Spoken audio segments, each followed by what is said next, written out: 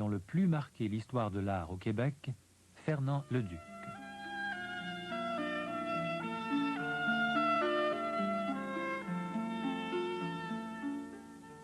Peintre de la lumière, Fernand Leduc élabore depuis plus de 40 ans une œuvre empreinte d'une indéfectible volonté de dépassement dans la recherche d'un équilibre intérieur. Fernand Leduc fut présenté à Paul-Émile Bordua en 1939 par Pierre Gauvreau.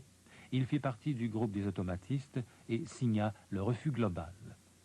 Fernand Leduc est interviewé à Paris, où il habite présentement, par Marcel Brisebois, directeur du Musée d'art contemporain de Montréal. Fernand Leduc, comment êtes-vous venu à la peinture et à l'art en général? C'est une bien vaste question. Être venu à la peinture, c'est un long périple depuis mon enfance. C'est un goût, j'allais dire, inné pour le dessin, enfin pour les arts plastiques, mais dans une ignorance totale de ce que pouvait être l'art. Or, j'ai été amené petit à petit à rendre des services dans les lieux de formation, d'éducation où j'étais, en faisant des enluminures, en ayant des plis en dessin, ou etc., jusqu'au moment où j'étais introduit à l'École des Beaux-Arts. La vieille École des Beaux-Arts qui n'existe plus. La vieille École des Beaux-Arts sous M. Maillard à l'époque, qui était d'un académisme... Est-ce qu'on peut dire de regretter mémoire? Sûrement pas.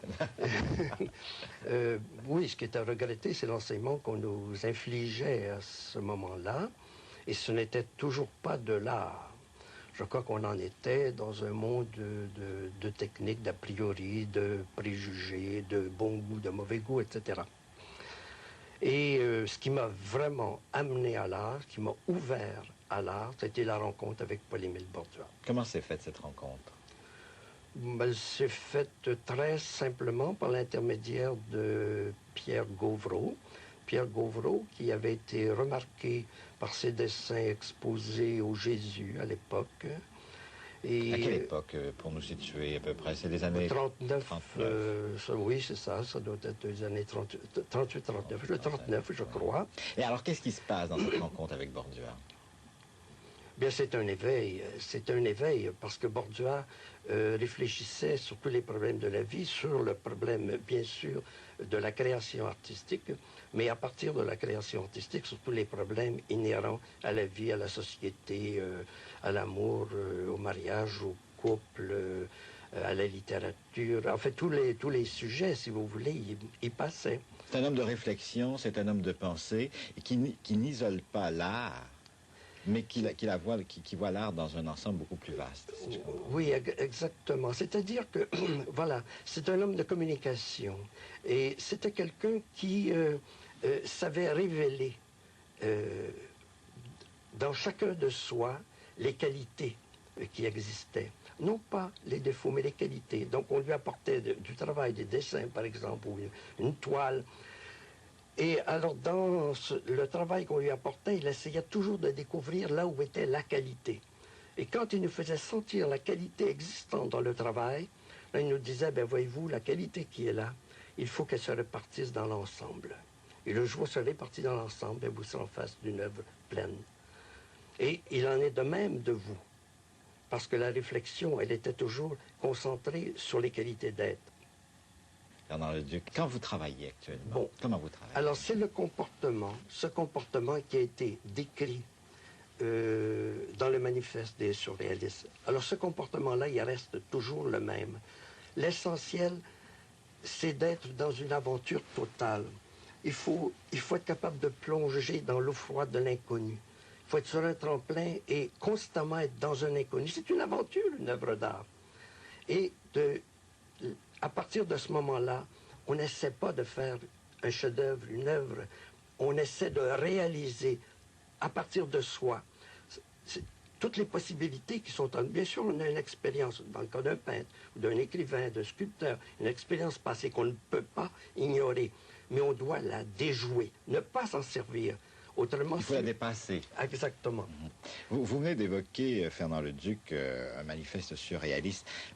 C'est donc dire qu'à ce moment-là, et nous le savons par vos écrits, que vous avez connu l'influence du surréalisme. Comment aujourd'hui jugez-vous cette influence? À l'époque, elle était prépondérante. parce qu'elle nous introduisait dans le monde de la magie, du mystère, le monde de l'inconscient, puiser aux sources de l'inconscient, d'où l'écriture automatique, par exemple. Ne pas apporter de jugement conscient au moment de l'élaboration de l'œuvre. Permettre simplement à la spontanéité de se révéler avec la force du désir. Et ça, nous le tenons forcément du surréalisme.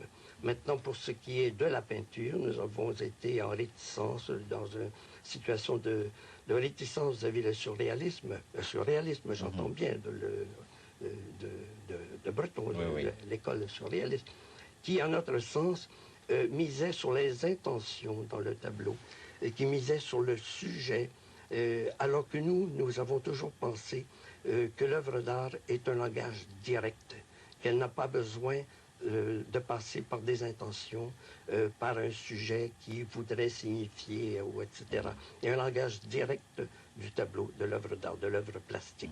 C'est quand même dans un contexte de rencontre du surréalisme que va apparaître le Refus global en 1948.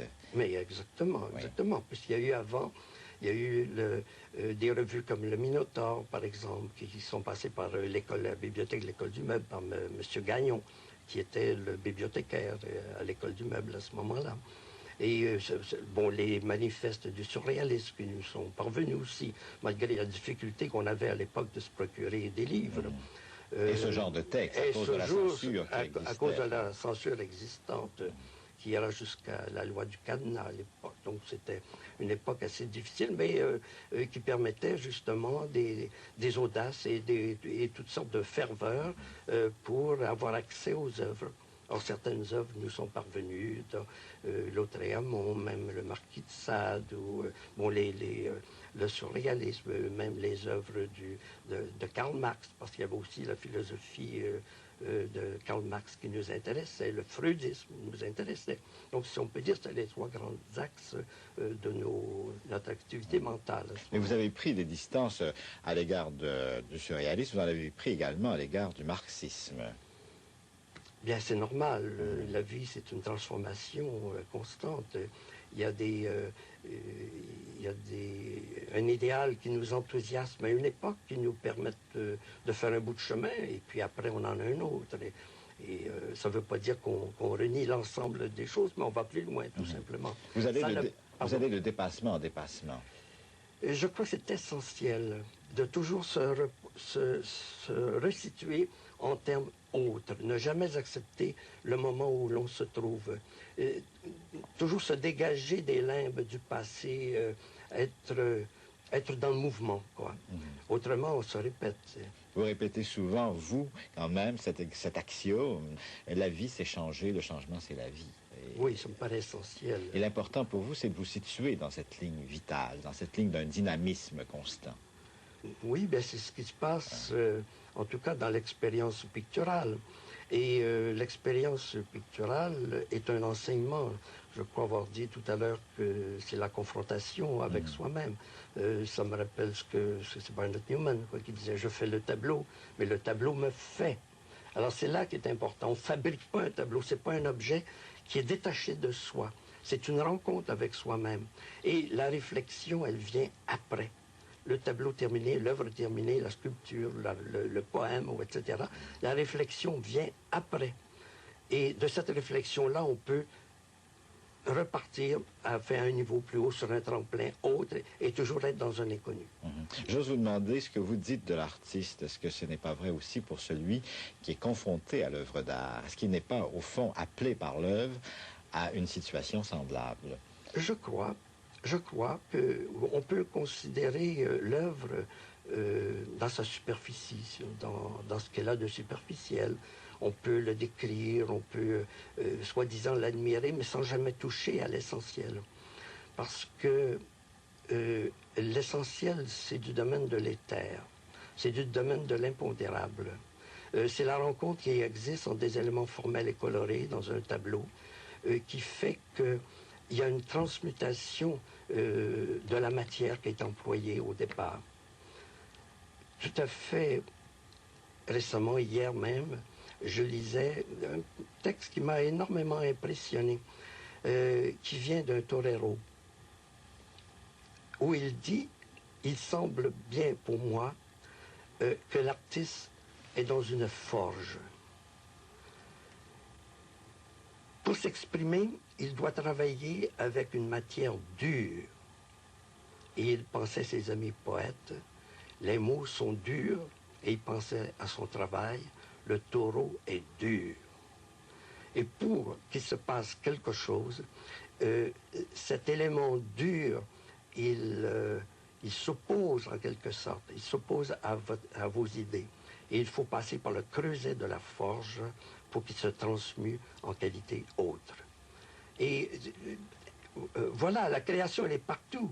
Elle n'est pas que dans le tableau, la sculpture, l'architecture. Elle est partout dans la vie. Et c'est ce qu'on nous a appris au tout départ, avec et autour de Bordua. C'est de trouver cette création-là partout, de trouver la liberté, cette spontanéité dans l'ensemble de la vie. Et voyez-vous, qu'un torero soit capable de le dire comme ça, c'est un artiste. Il rejoint à ce moment-là donc une de vos préoccupations essentielles. Exactement. Le Refus global a été publié en 1948, n'est-ce pas? Vous étiez parmi les signataires de ce texte. Est-ce que vous pourriez nous rappeler exactement les circonstances de la parution de ce manifeste et l'impact qu'il a eu dans votre vie? Bien, les circonstances exactes, je ne les connais pas puisque j'étais à Paris à ce moment-là. On m'a envoyé le texte ici, dactylographié, je l'ai signé. Mais il reste que vous avez participé à l'élaboration de cette pensée. Le texte même du Refus global, les 15 principales pages qui sont là, il y a d'autres textes qui accompagnent, mais celui qui est considéré comme le texte principal a été écrit par Bordua. Mais il était le résultat de l'ensemble des rencontres, des réunions que nous avions eues, au moins une fois par semaine, à discuter de tous les problèmes de l'art, de la vie, de la littérature et de la société, aussi bien de la politique, la guerre qui existait à ce moment-là, du fascisme. Enfin, tous ces problèmes-là étaient notre pain quotidien, si vous voulez. Et il a fallu à un moment donné faire le point.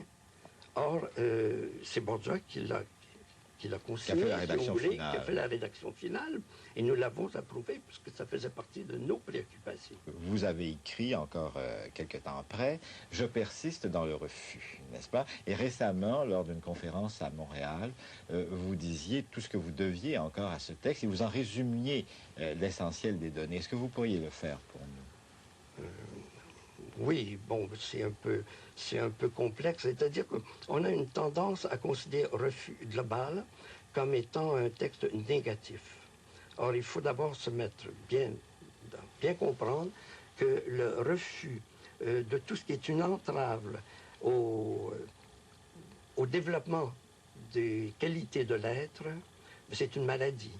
C'est ce contre quoi il faut s'opposer. Et ce refus-là, il est positif. Or, c'est le premier refus qui existe dans le Refus global, c'est la société antérieure, ce passé qu'on voulait encore, un passé sclérosé, qu'on voulait nous infliger, qu'on nous donnait comme une image à imiter, mais on n'en voulait pas de ce passé-là. Il y avait le présent qui était guère mieux, où il y avait enfin un obscurantisme, mais qui était concerté entre les éléments politiques et les éléments religieux à l'époque. Donc on n'en voulait pas non plus de ça. Il fallait donc s'opposer à ce qu'on nommait dans le manifeste, à l'intention qui était considérée comme néfaste, à la raison qui était immobile et à la mémoire exploiteuse. C'était la grande dénonciation, si vous voulez, du manifeste. Mais à ça s'ajoutaient ensuite les qualités qu'on devait apporter. Et les qualités, elles s'adressaient aux poètes véritables. Il n'est pas question de peinture, il est question de poète véritable. Le poète véritable, c'est celui qui a le pouvoir de transformation de la vie. On ne parle pas de littérature, on parle de l'artiste, mais de l'artiste dans le sens le plus large du mot. Du créateur. De l'homme, du créateur, qui existe dans n'importe quelle branche de l'activité de la Et société. comme vous disiez tout à l'heure, que tout homme doit être créateur, n'est-ce pas? Il est appelé à créer. Exactement. Et l'espoir était basé sur le renouvellement de la sensibilité collective. Et c'est extrêmement important. Et il était question aussi d'échec, bien sûr, d'échec de l'activité poétique sur le plan social. Et ça, je crois que si on posait la question aujourd'hui, c'est de plus en plus flagrant. Donc, tout n'est pas désespéré, même si à l'époque, on sentait tellement l'oppression et on ne croyait pas qu'il puisse y avoir un développement, même sur le plan social. Est-ce que ce développement qui a eu lieu sur le plan social est dû au manifeste ou ça, on n'en sait trop rien. Mais enfin, il y a des éveils, un éveil de la conscience qui s'est fait, ça c'est certain. Et éveil que l'on doit aux artistes, qu'on doit aux créateurs, n'est-ce pas, qu'on doit aux poètes, comme vous pourrez oui, je le crois. Mais l'action poétique, si vous voulez, a un rayonnement sous-jacent et très lent. Obscur, exactement. Et qui vous contraint souvent à la solitude, et à une solitude que vous avez connue, je dirais, de façon presque envahissante dans votre vie, n'est-ce pas? Parce qu'au début, vous êtes très lié à un groupe avec lequel vous allez rompre à un certain moment. Vous avez rompu avec un certain nombre de vos amis, et notamment avec Bordua. Oui. Et puis vous avez aussi choisi de vivre en dehors de votre pays, ce qui vous contraint finalement peut-être à une assez grande solitude. Oui, mais oui, c'est vrai. Mais vous savez, je serais resté au pays, je serais dans la même solitude. On peut être entouré d'amis, de parents, et se sentir... Ben, je crois que l'artiste est toujours dans la solitude. La solitude est essentielle. La solitude est essentielle. Parce que c'est une ascèse, l'art. C'est une ascèse. L'artiste travaille avec des matériaux lourds, des matériaux durs, comme disait le torero, et il doit le transmuer en éther. C'est le rôle de l'artiste. Comment? Eh bien là, il y a un mystère. Bordua aurait appelé ça des mystères objectifs, par exemple. Mais c'est ça, l'art. C'est à ce niveau-là que ça se passe. Après avoir rompu avec Bordua, ou au moment où vous allez rompre avec Bordua et avec certains des tenants du groupe, certains des participants au groupe, vous allez faire la découverte de l'œuvre d'Abellio. Est-ce que vous pourriez nous en parler? Oui, sûrement. D'abord, je voudrais relever une chose.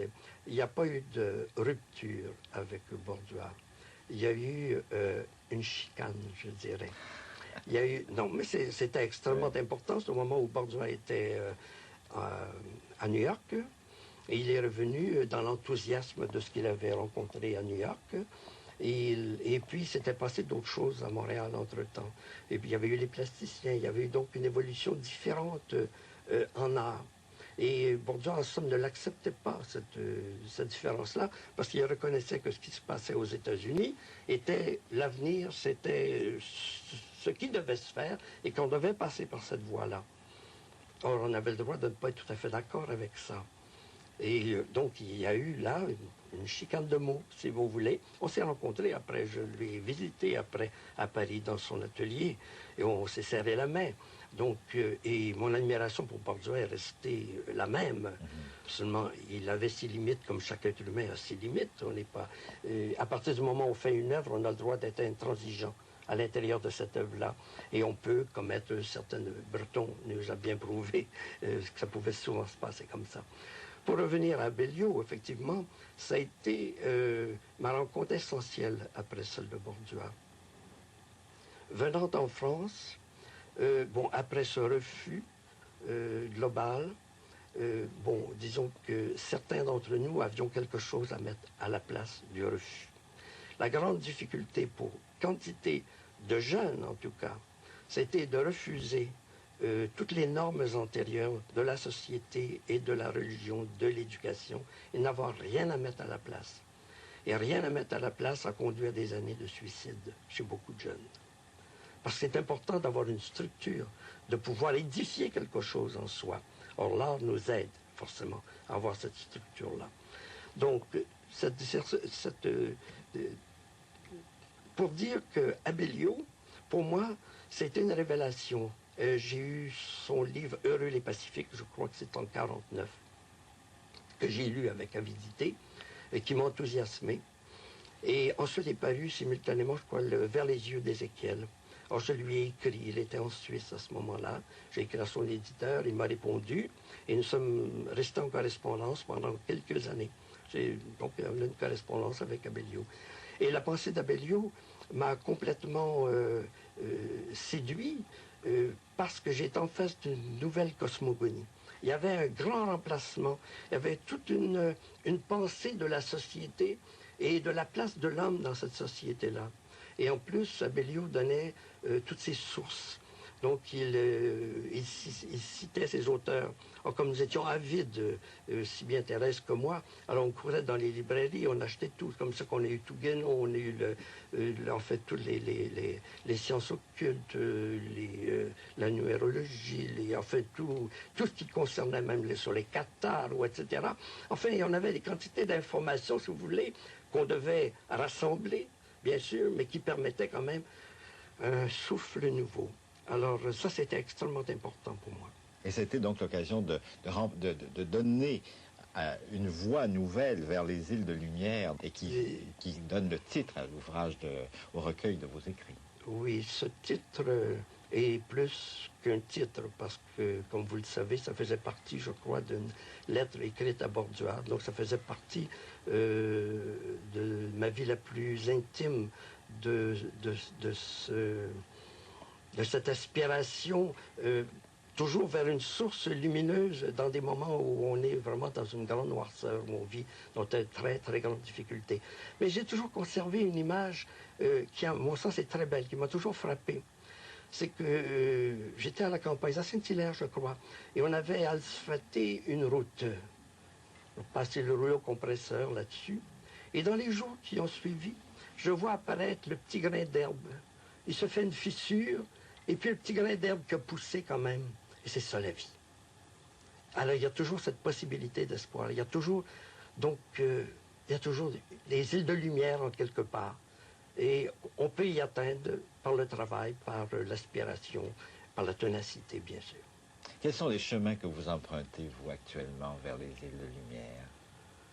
Il y a des voies, dit-il, qui mènent, obscures, mais il y a des voies qui mènent à ces îles de lumière. Quelles sont les voies que vous empruntez actuellement? Mais ce sont des voies inconnues. Des voies inconnues. Si on les connaissait, on y irait tout de suite. On ne perdrait pas son temps. Or, dans la vie, il faut quand même être au travail tout le temps. Il faut s'acharner constamment. Et les voies s'ouvrent au fur et à mesure, mais il n'y a pas une voie déterminée. Même quand on ne voit pas, même quand on est dans l'obscurité, il faut continuer d'avancer coûte que coûte. Il n'y a pas d'autre façon, il faut être dans l'inconnu tout le temps. Si on est dans le connu, c'est foutu. Il faut être dans l'inconnu, absolument.